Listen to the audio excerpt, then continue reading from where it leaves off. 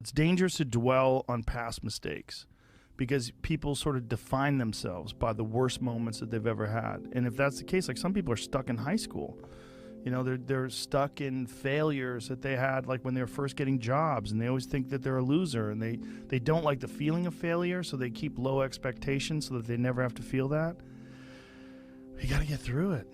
You got to get through bad feelings. You got to get through failure. It's very important, and you get through it by just picking yourself back up and moving forward and going. But it's hard for a lot of people because that sting, they never get over it, the feeling of failure, and they don't have a good support system, like good friends. Like having a good community of friends is very, very important, because you could feel like down, like if you've been, a girl broke up with you and you feel like you're the worst, you're a fucking loser, like you're a piece of shit. But then you go out with your friends and you have a few laughs, and next thing you know, you're laughing and you're like, I'm all right. We'll be all right. And then maybe you meet a new lady. Yeah. Yeah. And she like picks you up and you're like, oh, we're going to be okay. And then you learn from the last mistakes. Yeah. That's life. It's just those feelings of failure are so hard.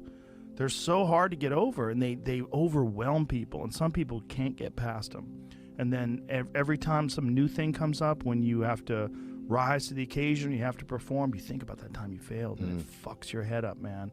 You think, I'm a fucking loser, I can't do this, I'm going to fail, I'm going to fuck up, you know.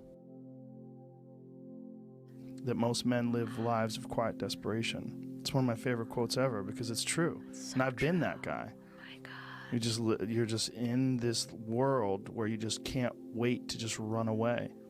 And how do people get stuck there? How do you think they get stuck there? Bills. Bills, like financial bills? Mm-hmm. Right? Yeah. Bills and commitment. You have an apartment you have to pay for. You have a car you leased. You have a wife that you have to feed. You have a child you have to raise. You have to... You have your mortgage, you have your this, you have your that, and that's where it all comes from.